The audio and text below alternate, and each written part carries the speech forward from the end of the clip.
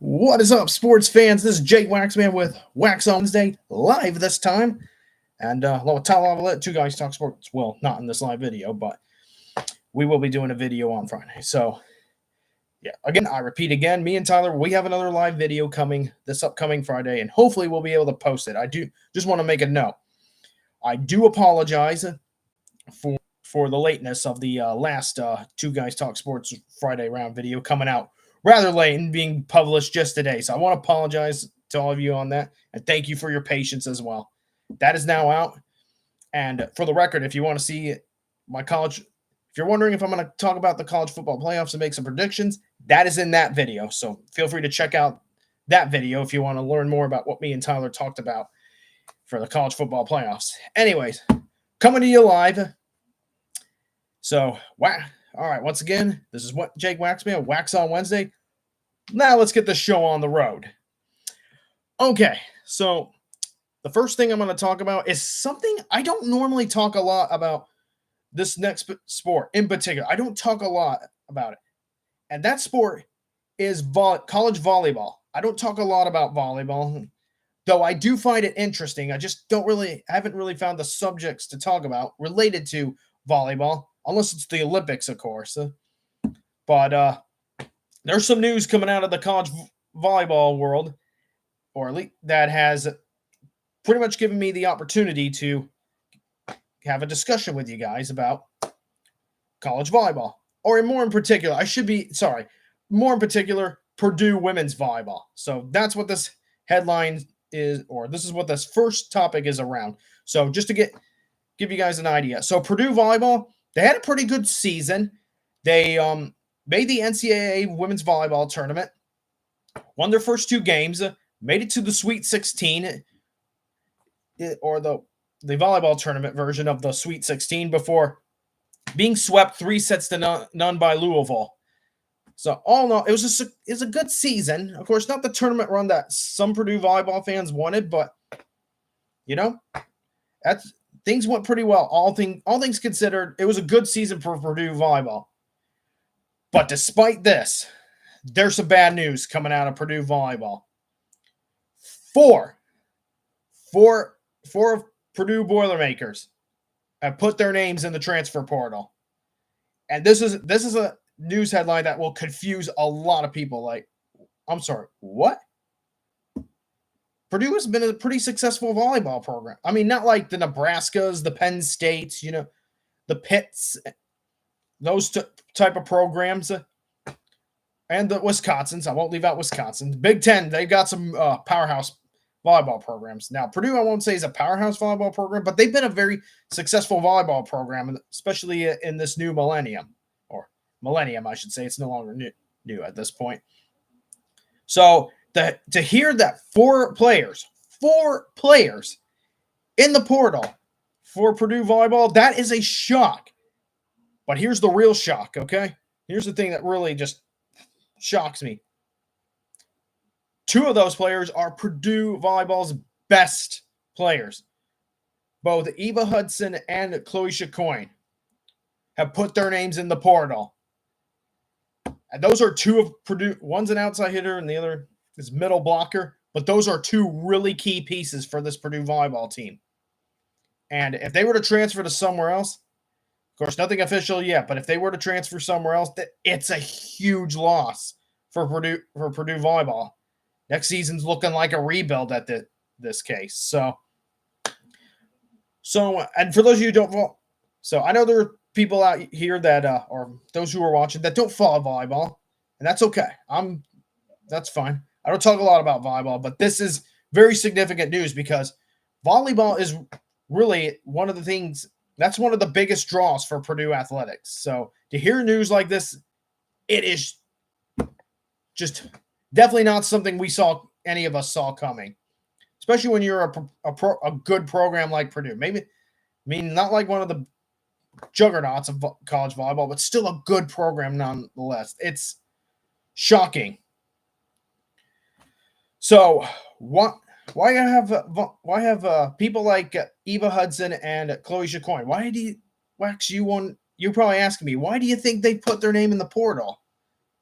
There's a couple different reasons. At first, At first I thought there was something going on behind the scenes, and there still could be something very serious and significant. Maybe like a coaching change.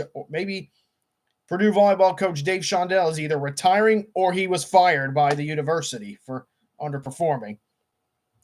But 2 days have gone. Now, keep in mind, these transfers entering their name in the portal, it all happened on Monday of all dates. And so it's been 2 days now. And we haven't heard anything about Dave Shondell either retiring or being fired. So I think that's out of the conversation. I don't think it's because there's a coaching change going on, regardless of the reason. Sadly, I think there's something else happening. It's either the reason that these Boilermakers are in the portal comes down to a number of things. I mean, it could be they're looking for a better opportunity somewhere else, or they're looking to go somewhere where they can go to a Final Four or win a national championship. You could say that would be a logical reason, of course. Because here's the thing, as good as Purdue volleyball is, the program has never been to an NCAA women's volleyball Final Four. And granted, Purdue volleyball has only been around since I think the 1980s, but the program in its history has never been to, whereas Purdue basketball, both the women's and the men's teams have been to a number of Final Fours on their respective sides.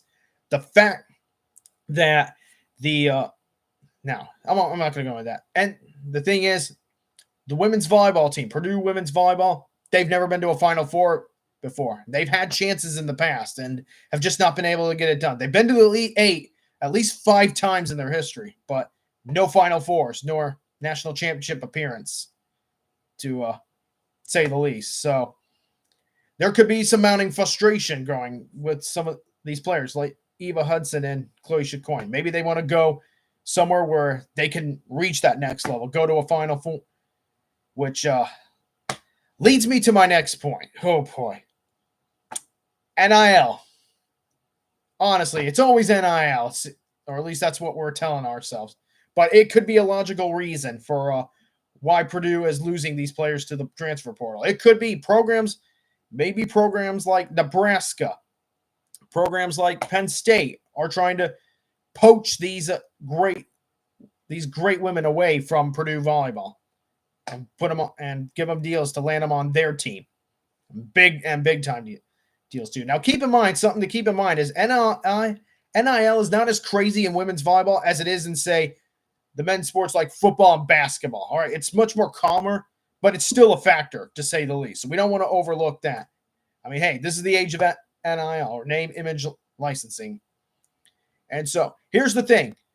Eva Hudson, who is Purdue's best player, she was the Midwest Player of the Year this year. So it does not surprise me that there are teams out there that are trying to offer her great deals to come and play for them. Maybe a Nebraska, a Penn State, a Pitt, maybe even Kentucky. Those are some of the big names. Or Louisville, to say the least, who beat Purdue and made it to the Final Four along the way. And then, of course, Chloe Chacoin, promising. She's a sophomore, promising young talent. So here's the thing. Chloe Chacoin, she's played 2 seasons at Purdue. She originally committed to play volleyball at Penn State. But after a coaching change, she flipped her commitment from Penn State to Purdue. And I wonder, after seeing what's going on here, hearing what's going on at Penn State, I wonder if Chloe Chacoin is looking to go to Penn State for the last 2 years of her eligibility. Something to keep in mind, Eva Hudson has 1 year left. She is a junior going on to be a senior next season. So, number of different reasons that could be involved with this. One thing's for sure certain. It's a huge blow for Purdue volleyball. It really is. I think they could still be a good team next year, but without talented players like Eva Hudson and Chloe Chacoin, this team's going to be in a rebuilding year. And Dave Shondell is definitely going to have his work cut out for him next season, regardless of the reason. So I can go in about how NIL sucks and how it's ruining college sports, which, yeah, it is. I won't go too far into it, though. It's a tough loss for Purdue volleyball. Whether it's due to the NIL or the lack of Final Fours for women's volleyball. because Purdue's been able to get to the second weekend easily under Dave Shondell, but just can't get past it. It's the bump in the road that stops Dave Shondell from taking the next step, and just tough. My gut tells me it's a right now. If it's not a coaching change, it's a combination of NIL and possibly these players who are in the portal looking for an opportunity to go play for a team that can compete for a national championship, or at the very least make a Final Four run. So, to those women's volleyball players, I wish them all the best. Eva Hudson and Chloe Chacoin. I hope you find what you're looking for, and thanks for being Boilermakers. All right, I'm ready to leave this topic behind and shift gears. So, moving on now to hockey and the Blackhawks. The Blackhawks, they got a nice win last night over the Washington Capitals 3-2. So what's the subject here, might you ask? Well, it revolves around the coach, or the interim coach for the Blackhawks, Anders Sorensen. All right, I'm going to give you guys my first impressions of him. I wasn't sure what to expect from him like anyone else. I mean, he's hired as the interim to replace Luke Richardson, who was fired by the Blackhawks a couple weeks ago. I think 2 weeks ago now. And you know what? I gotta admit, I'm actually impressed with this guy. And honestly, I think Anders Sorensen might be a contender to land the Blackhawks head coaching job for good. And you know what? All he has to do is keep improving this team. I don't expect the Blackhawks to make the postseason this year. I think they're still a long ways away from that, or ways away from contending, even for a postseason spot. But I gotta say, so far under Anders Sorensen, the Blackhawks, they're 3-3. They're at .500. They've won 3. It feels like they've already won more games under. I mean, not that it's true, but it feels like they've already won a lot more under Anders Sorensen than they did all under Luke Richardson. And Luke Richardson, good guy, but just wasn't the right guy for the Blackhawks. I think his defensive system really was like as good of intentions as he had. His system of hockey really did not benefit Connor Bedard. And right now, under Anders Sorensen, Connor Bedard is starting to get out of that slump. He's in, I think, 5 of the 6 games under Anders Sorensen, Bedard has points, and he has scored actually at least twice. So he's not only ended his scoring drought and is now up to 7 goals on the season, but Bedard's getting points and more assists too. He looks better, looks more confident, and he's attacking the net more often, skating faster too. I think there's been a change of energy, and it's really benefiting Bedard and as well as the rest of the stars. And, we see guys like Teuvo Teravainen. He's finally getting going, it seems like. And, of course, Frank Nazar was finally recalled back from Rockford. So, really, and the defense for the Blackhawks has been pretty good. Improved power play, too. The power play has improved a lot. And I saw this in the Capitals game. Like, the Blackhawks, they were on both the power play and on the 5-on-5. They were attacking the net a lot. They were they could put a few more shots on net than they did last night. But I won't complain too much. They won the game against the Capitals. I'm just happy to see them win hockey games. But they look like a more confident hockey team. They look more like a team that is trying to attack the net. And they were getting a lot of pressure on the Capitals defense. And as a result of that pressure, they were able to make a nice comeback to win that game, 3-2. So I really like what I've seen from Anders Sorensen. Like, the team still plays good defense, but it seems like the power play looks better. The offense is working harder and is putting more pucks on the net, which is something you like to see. Checking's been better. Like, a lot of different things have been better right now under Anders Sorensen, and I couldn't be any happier. This team things are turning around a little bit for the Blackhawks. Like, there's positive energy with the Blackhawks, and Anders Sorensen is bringing that right now. Of course, you can all make the case. You can all make the argument that, hey, a change in coaching mid-season will always bring a different energy and a positive one. But there's differences in the Blackhawks under Richardson compared to the Blackhawks under Sorensen. There's more, at the very least, there is more confidence with this team, and development could improve a lot under Sorensen. So, Whether or not Anders Sorensen gets the coaching job as the Chicago Blackhawks head coach, that remains to be seen. We'll find out. He's got a shot at it if this team continues to improve, and if they show a lot of improvement this season, even despite not making the playoffs, he will be a top candidate to land the job. But we'll see if he can keep this up. But I am happy as a Blackhawks fan. I'm kind of having fun right now, and I got to thank Anders Sorensen for that. Because right now, he's got this team humming a bit. They look more confident. And this looks like a team that is skating harder, to say the least. So, at the very least, I hope he gets an interview. He deserves it right now. And as long as he continues to improve, he's got a chance. So, good job, Anders Sorensen, or Coach Sorensen. Good job, and keep up the hard work. And now on to my final subject. Okay, I'm going to talk about something that keeps grinding my gears. And I do mean grinding my gears to the point I just want to punch something because it frustrates me. You guys know I hate seeing bad football. But if there's also one other thing I hate seeing more than bad football, it is stupidity in bad football. Where somebody does something really stupid, like fumbling the ball before they cross the plane. Like, is it that hard to just wait until you know for sure you've crossed the plane and then let go of the ball? We saw Deshaun Jackson do this quite a bit in his career. And he was a great wide receiver, but he had a bad tendency to just let go of the football before he was across the plane of the goal line. And as a result, his teams did not score a touchdown. Instead, it was like either a touchback or a fumble at the 1 yard line. And what just really eats away or grinds my gears is the fact that this still happens in the NFL or across all football. And I just do not get it. Why do the pros, this is still happening? And it happened again this past weekend with Colts running back Jonathan Taylor. Yeah, that's right, Jonathan, I'm talking about. The Colts might have beaten the Broncos if Jonathan Taylor didn't fumble the ball. In fact, I think they would have won that game and would have upset the Broncos if Jonathan Taylor had held on to the football.